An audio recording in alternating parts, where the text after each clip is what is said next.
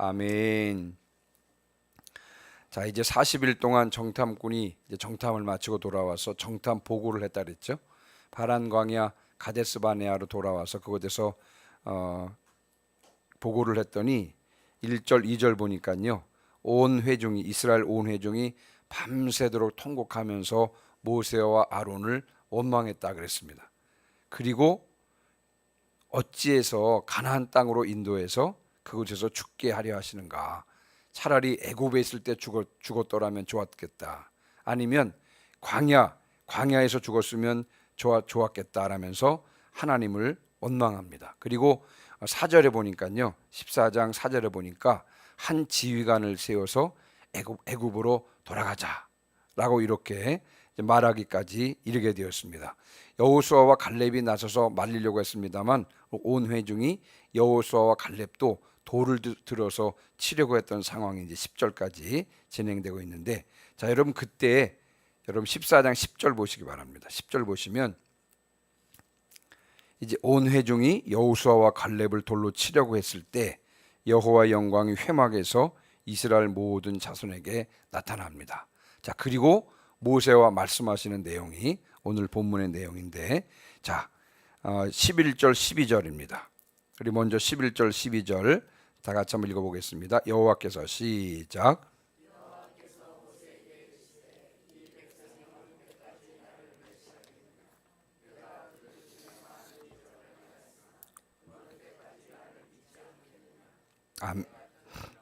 전 그들을 쳐서 멸하고 내게 그들보다 크고 강한 나라를 이루게 하리라. 아멘. 여러분 11절 보시면요. 나를 멸시하겠느냐? 어느 때까지 나를 멸시하겠느냐? 뒤에 어느 때까지 나를 믿지 않겠느냐? 자, 여러분 하나님의 말씀에 따르면요. 정탐꾼들이 가나안 땅에 대해서 악평한 것, 그리고 여호와의 이름을 망령되이 일컫는 것, 또 애굽으로 돌아가자고 한 것, 여호수아와 갈렙을 돌로 치려고 했던 이 모든 것들은요. 하나님을 멸시하는 행위였다는 것입니다. 어느 때까지 나를 멸시하겠느냐? 어느 때까지 나를 믿지 않겠느냐라고 말씀하시면서요. 그 모든 행위들이 다 하나님을 멸시하는 행위였다는 것입니다. 근데 재미있는 사실은 여러분 멸시하다라고 하는 히브리어 단어가 그 원어적인 뜻은 뭐냐면요. 하나님을 버릴 만큼 싫어했다는 것입니다. 위에서 행했던 이스라엘의 이 모든 행위들은요. 버리고 싶을 만큼 하나님을 싫어하는 행위였다는 것이죠. 진저리 칠 정도로 하나님이 싫다는 표시였다는 것입니다. 자, 그러면서 여러분 오늘 이제 우리가 조금 그 주의해서 봐야 될 부분은 이 부분인데, 어느 때까지 나를 멸시하겠느냐. 그래서 하나님을 멸시하는 그 표현과 또 어느 때까지 나를 믿지 않겠느냐. 그래서 이 하나님을 멸시하는 것이 곧 믿지 않는 것이다. 즉 불신앙이고, 불신앙이 곧 하나님을 멸시하는 것임을 우리가 오늘 하나님의 말씀을 통해서 짐작해 볼 수가 있습니다. 하나님을 멸시하는 것은요, 불신앙의 표시이고 또 불신앙하기 때문에 하나님을 멸시한다는 것입니다. 하나님께서 그렇게 말씀하시는 것이죠. 여러분 불신앙이 얼마나 큰 죄인지를 우리가 단적으로 볼 수 있는 대목인 것입니다.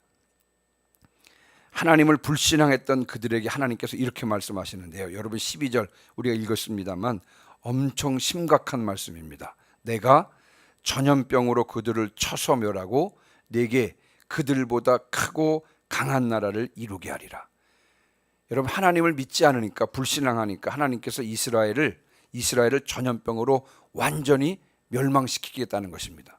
그리고 이스라엘보다 크고 강한 나라를 이루시겠다고 하는 것입니다. 여러분 이 말씀은요, 구속사적으로 보면 판을 완전히 뒤집겠다고 하는 매우 심각한 말씀입니다. 제가 이 부분 한번 설명을 드리려고 그래요. 도대체 하나님께서 전염병으로 이스라엘을 다 멸망시키고 완전히 멸망시키고 이스라엘보다 크고 강한 나라를 이루겠다고 하는 것이 얼마나 심각한 그런 말씀인지 제가 구속사적으로 잠깐 좀 말씀을 좀 드려보면, 뱀을 저주하는 자리에서 하나님께서요, 창세기 3장 15절에 보면 여자의 후손을 보내셔서 구원해 주시겠다라고 약속하셨습니다. 창세기 3장 15절, 보통 우리가 이것을 원시복음이라고 하는 거거든요. 내가 너로 여자와 원수가 되게 하고 네 후손도 여자의 후손과 원수가 되게 하리니 여자의 후손은 네 머리를 상하게 할 것이요 너는 그의 발꿈치를 상하게 할 것이니라. 예, 하나님께서 여자의 후손, 다시 말씀을 드리면 예수 그리스도를 보내셔서 구원해 주시겠다라고 이렇게 약속하셨고요. 이 하나님의 구원 계획이 보다 구체적으로 드러난 것이 어디냐면 창세기 12장에 나오는 아브라함에게 주신 약속입니다. 아브라함에게 주신 약속 중에서 땅의 모든 족속이 너로 말미암아 복을 받을 것이라 이렇게 말씀하셨는데, 이렇게 약속해 주셨는데, 이 말씀이 창세기 22장 뒷부분에 넘어가 보면 내 씨로 말미암아 천하 만민이 복을 받게 될 것이다 이렇게 말씀하고 있습니다. 앞부분에서 창세기 3장에서 여자의 후손을 보내셔서, 즉 예수 그리스도를 보내셔서 구원해 주시겠다 이렇게 말씀하셨는데, 그 여자의 후손이 누구의 후손으로 오겠다고요? 아브라함의 후손에게서 예수 그리스도가 태어날 것에 대해서 말씀하고 계신 것입니다.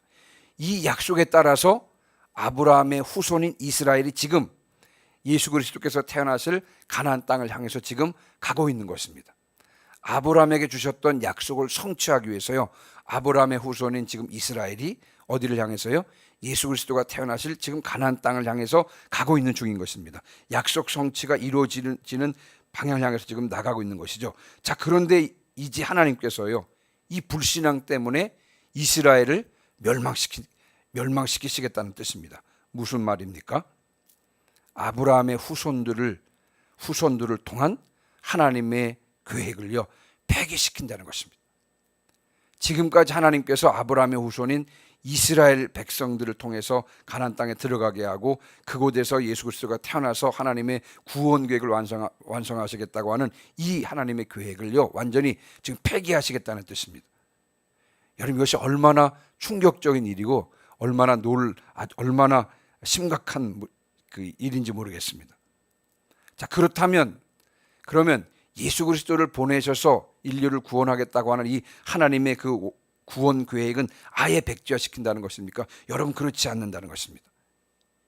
이스라엘보다 더 크고 강한 나라를 세워서 하나님의 구원 계획을 이루시겠다는 것입니다. 여러분, 우리가 이 사실을 통해서 매우 두려운 진실을 우리가 두려운 진실에 직면하게 되는 것입니다. 그동안 사용하셨던 이스라엘을 버리고 다른 나라를 세우시겠다는 것입니다. 요한계시록 표현에 의하면요, 촛대를 이스라엘에게서 지금 다른 나라로 옮기시겠다고 하는 그런 뜻인 것입니다. 여러분, 불신앙이라고 하는 것이 이 얼마나 심각한 결과를 초래하는지를 우리가 이와 같은 장면을 통해서 분명하게 알 수가 있습니다. 불신앙은 가장 근본적인 죄인 줄 믿습니다. 뿐만 아니라 이 사실을 통해서 우리가 알 수 있는 것이 무엇이냐면요, 여러분, 쓰임 받는 것이 은혜라고 하는 사실을 새삼 우리가 알게 되는 것입니다. 쓰임 받는 것이 은혜인 줄 믿습니다. 하나님께서 우리를 부르셔서 구원해 주시고 자녀 삼아 주시고 또 거기에다가 하나님 나라 역사를 위해서 우리를 지금 사용해 주시는데 이것이 얼마나 감사한 일인지 모르겠습니다. 계속해서 주님께 쓰임받는 저와 여러분 되시기를 주님의 이름으로 축원합니다. 하나님의 구원 계획은 마침내 완성될 것입니다. 어떤 방해가 있다 할지라도, 어떤 장애가 있다 할지라도 끝내 완성될 것입니다. 이 끝내 완성될 하나님의 계획, 구원 계획을 위해서 하나님께서 지금 우리를 사용하고 계시는 것입니다. 계속해서 쓰임받기를 간절히 사모해야 하는 줄 믿습니다. 주님께서 우리를 사용하실 때 기쁘고 감사한 마음으로 그 일을 감당하시기를 바랍니다. 하나님께서는 우리를 통해서 당신의 계획을 이루실 것입니다. 쓰임받는 것이 은혜인 줄을 다시 한번 확신하시기를 주님의 이름으로 축원합니다. 자, 그 다음에 이제 13절부터 19절인데요. 자, 13절부터 19절인데 여러분, 우리가 그 17절, 18절, 19절을 다시 한번 읽어보겠습니다. 자, 17절, 18절, 19절 같이 읽습니다. 시작. 이제 구하옵나니 이미 말씀하신 대로 주의 큰 권능을 나타내옵소서. 이르시기를 여호와는 노하기를 더디하시고 인자가 많아 죄악과 허물을 사하시나 형벌받을 자는 결탄코 사하지 아니하시고 아버지의 죄악을 자식에게 갚아 3, 4대까지 이르게 하리라 하셨나이다. 구하옵나니 주의 인자의 광대하심을 따라 이 백성의 죄악을 사하시되 애굽에서부터 지금까지 이 백성을 사하신 것 같이 사하시옵소서. 아멘. 이스라엘을 전염병으로 이스라엘을 완전히 멸망시켜서 판을 완전히 뒤집겠다 이렇게 하시는 하나님의 말씀에 대해서 여러분 모세가 나서서 중보기도 합니다. 모세가 여러분 중보기도 하는데, 그런데 이제 모세 중보기도에는 두 가지 원칙이 있습니다. 뭐냐면 여러분 17절 보세요. 첫 번째 원칙이 이제 구하옵나니 있죠? 그러면서 첫 번째 원칙이 나오고요. 19절 보니까 구하옵나니 그러면서 두 번째 원칙이 나옵니다. 모세의 중보기도 첫 번째 원칙은 뭐냐면요. 첫 번째 원칙은 이제 구하옵나니 이미 말씀하신 대로 주의 큰 권능을 나타내옵소서. 이제 구하옵나니 이미 말씀하신 대로, 이미 말씀하셨습니다. 출애굽기 34장에요. 여러분 금송아지 숭배 사건 이후에 두 번째 10계명 돌판을 받기 위해서 이제 두 번째로 모세가 시내산에 올라갔을 때, 그때 여러분 여호와께서 당신의 이름을 선포하십니다. 그때 선포하신 이름이 여호와라 여호와라, 자비롭고 은혜롭고 노하기를 더디하고 인자와 진실이 많은 하나님이라. 인자를 천대까지 베풀며 악과 과실과 죄를 용서하리라. 그러나 벌을 면제하지는 아니하고 아버지의 악행을 자손 3, 4대까지 보응하리라. 하나님께서 이미 당신의 이름을 선포하셨는데, 하나님은 어떤 분이시냐? 사랑의 하나님이라는 것입니다. 두 번째는 공의하는 하나님이라고 하는 것입니다. 하나님 이미 말씀하시지 않았습니까? 여러분 이제 모세는요, 하나님의 이미 말씀하셨던 하나님의 약속의 말씀을 붙잡고 지금 기도하는 것입니다. 여러분 어떤 기도가 강력한 기도입니까? 하나님의 약속의 말씀을 붙잡고 하는 기도가 가장 강력한 기도인 줄 믿습니다. 억적같이 하나님의 말씀을 붙잡으시기를 주님의 이름으로 축원합니다. 그리고 그 약속의 말씀을 붙잡고 기도할 때, 약속의 말씀을 붙잡고 하는 그 기도가 하늘의 보좌를 움직이는 줄 믿습니다. 그래서 여러분 이제 모세가 첫 번째 중보기도 할 때 첫 번째 원칙은 뭐냐면요, 하나님 이미 말씀하셨던 하나님의 약속의 말씀을 붙잡고 기도하는 것입니다. 자, 그 중에서도 두 번째 원칙이 뭐냐면요, 여러분 19절입니다. 구하옵나니 주의 인자의 광대하심을 따라 이 백성의 죄악을 사하시되 그랬습니다. 주의 인자의 광대하심을 따라, 하나님은 사랑의 하나님이시고 공의 하나님이시라 그랬잖아요. 그 중에서도 여러분 모세는요, 이 사랑의 하나님을 붙잡았습니다. 주님은 인자가 광대하신 분 아니십니까? 여기서 인자라고 하는 말, 헤세드, 언약의 사랑이라고 우리가 많이 배웠죠. 언약의 사랑입니다. 모세는 그 하나님의 광대하신 인자, 언약의 사랑에 의지해서 이스라엘의 죄악을 사해달라고 지금 중보기도 하는 것입니다. 여러분 하나님 앞에 설 수 있는 자는 아무도 없고요. 여러분 이스라엘도 마찬가지입니다. 여러분 이스라엘도 하나님 앞에 설 자격이 아무것도 없는 그런 민족입니다. 그런데 하나님과 이스라엘은 어떤 관계예요? 언약의 관계인 것입니다. 좀 극단적으로 말씀을 드려보면, 하나님은 이스라엘의 아버지가 되시고 이스라엘은 하나님의 자녀가 되는 것입니다. 여러분 이 관계에 의해서, 아버지와 자녀와의 관계, 이 언약의 관계에 의해서 모세는 아버지의 사랑으로 죄를 용서해달라고 지금 중보하고 있는 것입니다. 여러분 어떤 기도가 능력이 있습니까? 하나님께서 아버지심을 분명하게 믿고 자녀된 심정으로 올려드리는 기도가 능력 있는 기도인 줄 믿습니다. 여러분 자녀가 떡을 달라 그러는데 돌을 줄 부모가 어디 있으며, 생선을 달라고 하는데 뱀을 줄 부모가 어디 있겠습니까? 하물며 자녀들이요, 하나님 아버지께 구하는데 좋은 것으로 주시지 않겠습니까? 아버지 되신 하나님께서 좋은 것으로 주실 줄 믿습니다. 그래서 모세가 이제 하나님의 약속의 말씀을 붙잡고요, 그리고 하나님의 그 언약의 사랑, 아버지의 사랑을 붙잡고 이스라엘을 위해서 중보기도 합니다. 죄를 사하여 주시옵소서, 이스라엘의 죄를 사하여 주시옵소서라고 했더니요, 여러분 20절입니다. 20절 다 같이 읽습니다. 시작. 여호와께서 이르시되 내가 내 말대로 사하노라. 아멘. 완전히 판이 깨질 위기에 있었지만 모세의 중보 기도로 여러분 이스라엘이 회복된 것입니다. 그만큼 이 하나님의 약속의 말씀을 붙잡고요, 하나님의 이 인자의 사랑을 붙잡고 기도하는 그 기도가 능력이 있는 줄 믿습니다.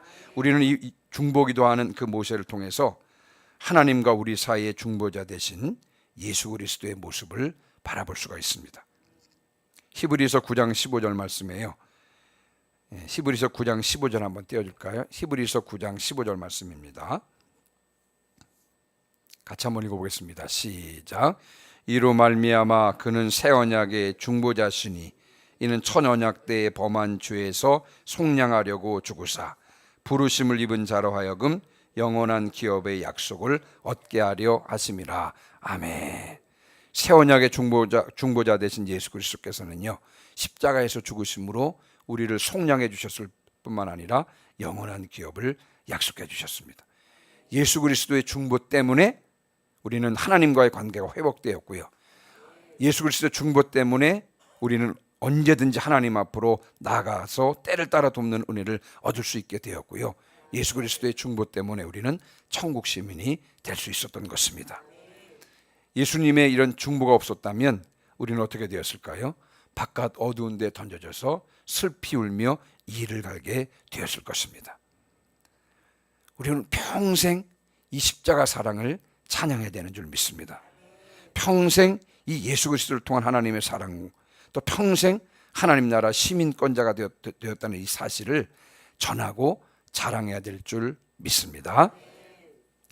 자, 이제 마지막 한 가지만 더 살펴보고 마칠 텐데요, 여러분 20절부터 25절입니다. 자, 20절부터 25절인데 읽지는 않겠습니다만, 자, 여러분 이제 하나님께서 모세의 기도를 들으시고 이스라엘의 죄를 사해 주신다 그랬잖아요. 그런데 여러분 현실적으로는요, 분리가 일어났습니다. 분리가. 20절부터 25절이에요. 하나님께서 이스라엘의 죄를 사해 주셨습니다만 분리가 일어났습니다. 자, 21절부터 23절까지 여러분 눈으로 한번 보시면요, 하나님을 멸시한 사람들은 한 사람도 약속의 땅을 결단코 보지 못할 것이다, 하나님께서 선언을 하십니다. 그리고 24절, 여러분 24절 보세요. 24절은 같이 읽어보겠습니다. 24절 시작. 그러나 내 종 갈렙은 그 마음이 그들과 달라서 나를 온전히 따랐은즉 그가 갔던 땅으로 내가 그를 인도하여 드리니 그의 자손이 그 땅을 차지하리라. 아멘. 하나님을 온전히 따랐던 갈렙, 그리고 뒤에 보면 여호수아까지 포함해서요, 이들은 약속의 땅에 들어가서 그 땅을 차지하게 될 것이라는 것입니다.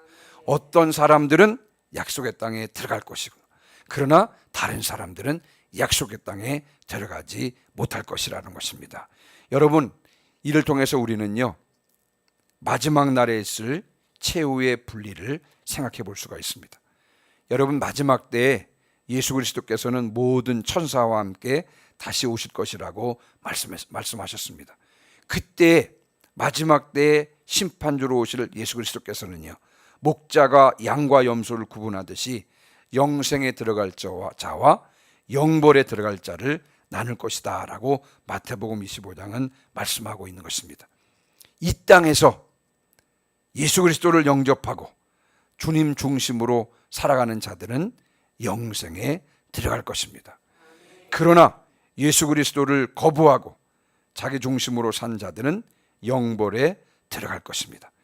이 땅에서 예수 그리스도를 온전히 따르는 자들에게 주어지는 가장 큰 축복은 바로 영생에 들어가는 것인 줄 믿습니다. 이 땅에 살면서도 영생을 바라보며 영생의 기쁨으로 살아가는 성도들 되시기를 주님의 이름으로 축원합니다. 이제 말씀을 마무리하고 마칩니다. 불신앙이 얼마나 심각한 죄인지를 이 시간 다시 한번 생각해야 될 줄 믿습니다. 쓰임 받는 것이 큰 은혜인 줄 믿습니다. 하나님의 약속의 말씀을 붙잡고 하나님의 사랑 인자하심을 붙들고 드리는 기도가 능력이 있는 줄 믿습니다. 마지막 때 영생과 영벌이 있음을 확신하고 오늘도 영생을 소망하며 나아가시는 저와 여러분 되시기를 주님의 이름으로 축원합니다. 아멘. 우리 시간 435장 찬송하시고 오늘 들은 말씀을 붙잡고 통성으로 기도하시겠습니다.